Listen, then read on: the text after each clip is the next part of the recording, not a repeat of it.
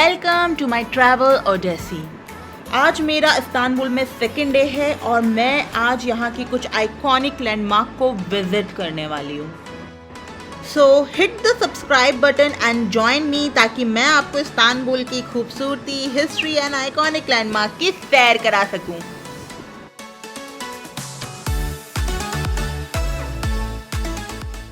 Istanbul को explore करने के लिए इससे बेहतर जगह तो और कोई हो ही नहीं सकती। ये है Sultan Ahmed historic center which is the home of most iconic historic landmark.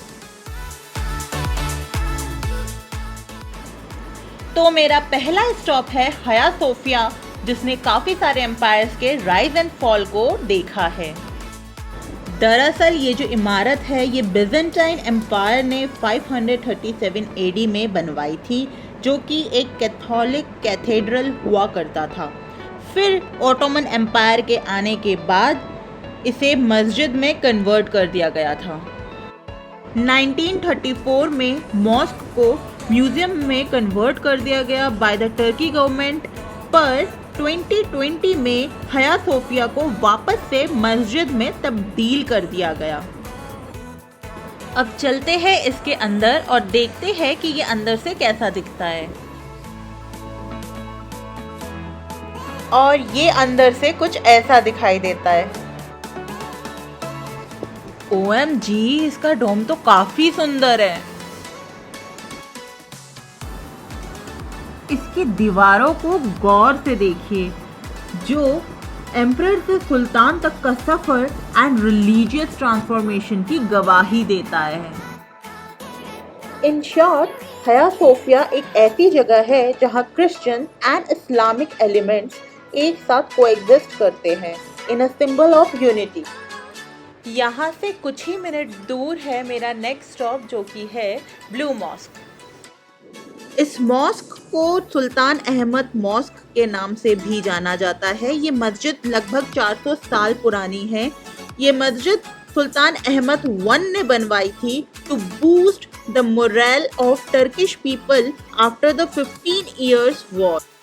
जैसे ही आप इसके अंदर कदम रखते हैं तो आपको दिखता है कि ये जो छोटे छोटे डोम्स है, प्लस इसका जो सेंट्रल डोम है वो भी ब्लू सेरेमिक टाइल्स का है, जिसकी वजह से इसका नाम ब्लू मॉस्क पड़ा।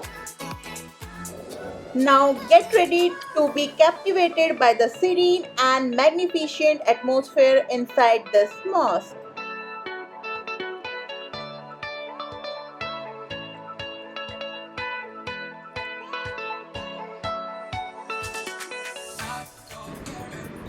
दोनों आइकॉनिक मस्जिदों को अब देखने के बाद मैं स्ट्रॉल करने वाली हूँ सुल्तान अहमद स्क्वायर को। ये बेसिकली एक पार्क है जो हया सोफिया और ब्लू मॉस्क को कनेक्ट करता है, और यहाँ आप चेकआउट कर सकते हैं ऑब्लिस्क ऑफ थियोडोसस, जो कि एक इजिप्शियन ऑब्लिस्क है और ये यहाँ 4th सेंचुरी में बनवाया गया था। ये पास से कुछ ऐसा दिखाई देता है।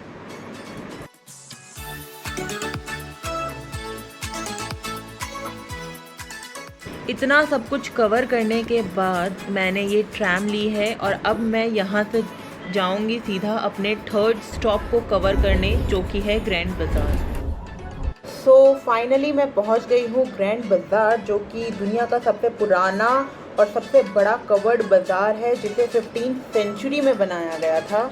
बाय द वे, इसे दुनिया का सबसे पहला शॉपिंग मॉल भी माना जाता है। इसके अंदर 4000 से भी ज़्यादा दुकानें हैं। तो बेसिकली अगर आप एक ऐसे पर्सन हो जिसे शॉपिंग बहुत पसंद है, तो ये जगह आपके लिए किसी जन्नत से तो कम बिल्कुल भी नहीं है। मेरी इस्तांबुल की जर्नी बिना टॉपकापी पैलेस को विज़िट किए पूरी हो ही नहीं सकती।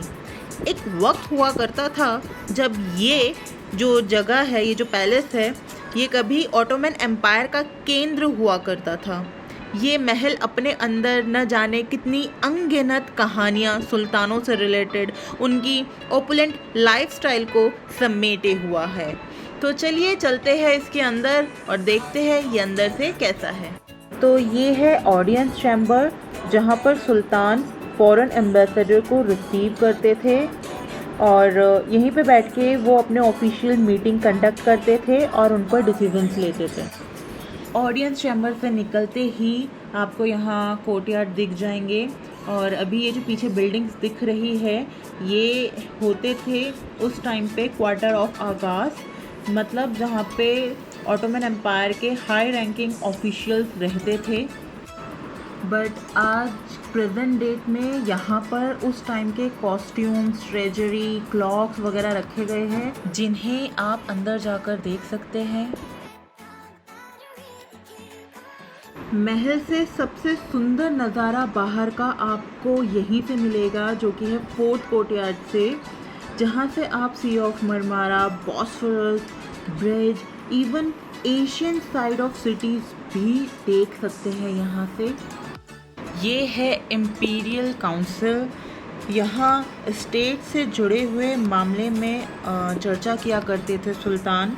यहीं पे ये अपने राजदूतों को जो भी इंफॉर्मेशन लेने के लिए भेजते थे आसपास, उनसे यहीं पे मुलाकात करते थे। इवन सुल्तान की बेटी की शादी की जो सेरेमनी भी थी वो भी यहीं पर हुई थी। और अब मैं जा रही हूँ हरम के अंदर, जहाँ पे सुल्तान की फैमिली एंड कॉन्क्यूबाइंस रहती थी।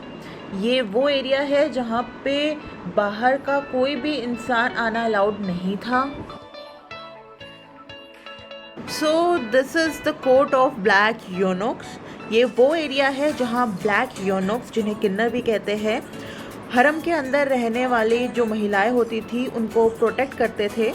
दे control every entrance to the harem. So फिलहाल तो मैं हरम के एकदम इनर मोस्ट पार्ट पे हूँ, जहाँ पे सुल्तान की जो फैमिलीज़ है, शाही परिवार, वो रहते थे। एंड ये पार्ट मेरा फेवरेट है क्योंकि बहुत ही सुंदर से बनाया गया है। और आप देख ही सकते हैं मैं इसके अंदर एंटर कर चुकी हूँ। ये है इम्पीरियल हॉल, जहाँ शाही परिवार वाले इकट्ठा होके जश्न मनाते थे, जैसे बर्थ सेरेमनी या वेडिंग सेरेमनी या फिर रिलीजियस हॉलीडेज। इसका जो ये डोम है आप देख रहे हैं, ये बेसिकली जितने भी टॉपकैपी पैलेस में महल है उन सब के डोम्स में सबसे बड़ा डोम इसी का है। वैसे तो टॉपकैपी पैलेस युगों से रिस्टोर होता आया है, बट ये जो अभी आप देख रहे हैं ये लेट 16th सेंचुरी का एक क्लासिक ऑटोमन आर्किटेक्चर है, जो कि बखूबी बहुत सुंदर से इन्होंने यहाँ पे डिज़ाइन किया हुआ है। और देख के आपको बस बहुत अच्छा लगेगा, इतना सुंदर आर्किटेक्चर है इनका।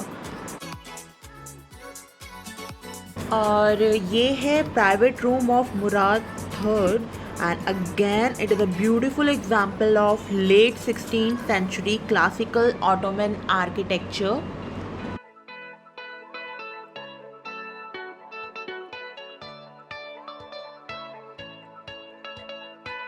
और अब वक्त है एक जादुई सुंदर चीज़ को एक्सपीरियंस करने का, एक cruise ride on Bosphorus.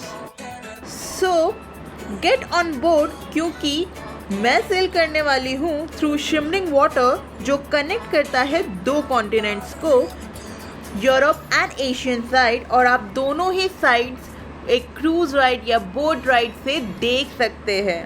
Istanbul के stunning views and famous landmarks को क्रूज राइड से देखने का ना मज़ा ही कुछ और है। ये एक ऐसा एक्सपीरियंस है जो आप बिल्कुल भी मिस नहीं कर सकते, स्पेशली अगर आप इस्तांबुल घूमने आए हैं तो। So, this is how I wrap up my incredible second day in Istanbul. अगर आपको मेरा ये वीडियो अच्छा लगा तो प्लीज़ लाइक बटन मत भूलिएगा। And for more such videos and tiny updates, don't forget to hit the subscribe button and the bell icon.